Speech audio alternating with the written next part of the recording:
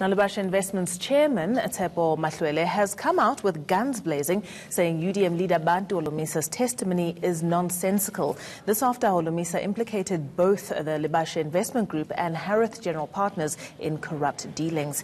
eNCA's Heidi Giokos is following the inquiry, and she joins us now.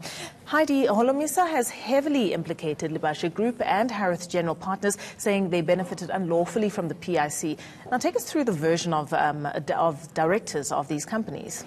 Yes, so what we saw today was the directors giving their version of events, well, specifically one director, Tshepo Mahloele of Harith, as well as the director of Lebashe. But he basically spoke about how the company came about and how it came to that the PIC actually invested money into Harith. And you must remember that the money that was invested into Harith was between 17 million to 22 million. It's around that figure, but that was a seed capital that was given to the company, which has since to date been paid back with the interest. But you heard from the director basically saying that all the allegations that have been made against Harith are nonsensical, as you put it, and they are unfounded, and there is no evidence to support this. You must remember that UDM leader Bantu Holomisa had made allegations that these companies had benefited unlawfully from the PIC, and that the directors need to be investigated, given the fact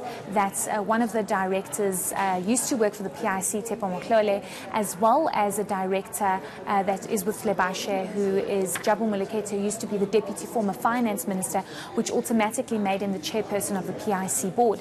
But you're hearing from Harith saying that this is not the case, and it's caused a major concern for the company, because there's major reputational damage to what has actually happened with all these allegations. Let's just listen to what he had to say about that.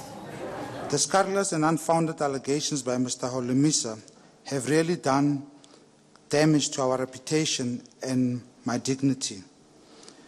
I want to believe that the correct forum of remedying all that will be in a court.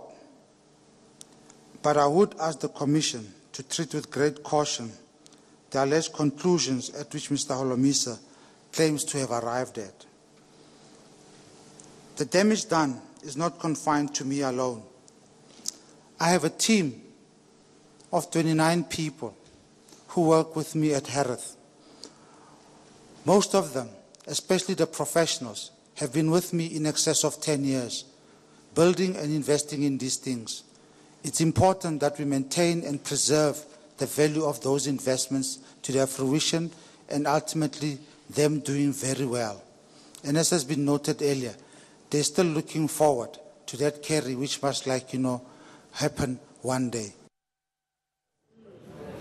Now, Heidi, one of the allegations is that Harith General Partners is risking government's pension funds due to the investments. And of course, it can't be argued that the PIC's integrity henceforth does actually need to be unassailable. Exactly, Rafidwe, and it's a very good point that is being raised about whether or not government employees' pension funds are at all at risk because of the investments it makes. And you must remember that part of the terms of reference of this PIC inquiry is to establish whether or not the PIC investments were dodgy in any way, and whether or not they have put government employees' pension funds at risk, given the fact that the PIC's biggest client is government employees' pension funds.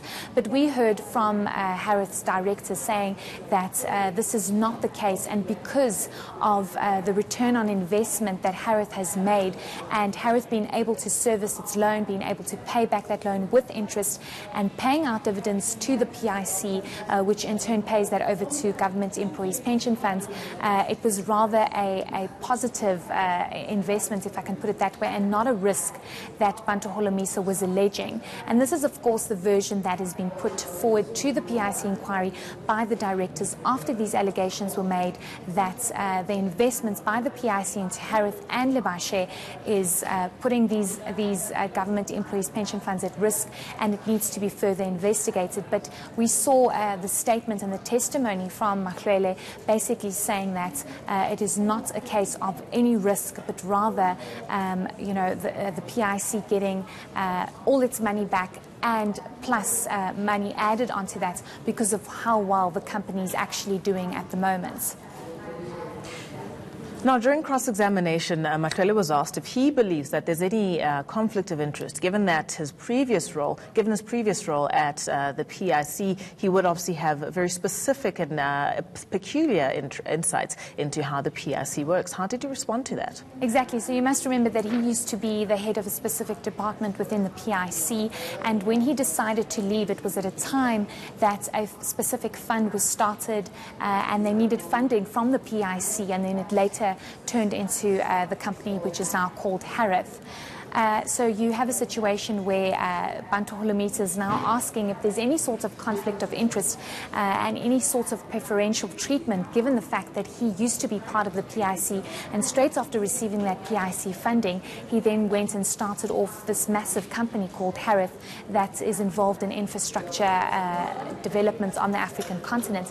But he, of course, completely denied any sort of conflict of interest and said that just because he used to work for the PIC does not mean that's why the PIC had invested into this kind of fund, and it's not because of that that Harith is doing so well. But that is, of course, an allegation that was made by Bantu Holomisa with no evidence to support these allegations. But you're hearing from these directors saying that that is not the case, even though he used to work for the PIC, and one of its directors is the Deputy former Finance Minister, Tshepo Mahloele.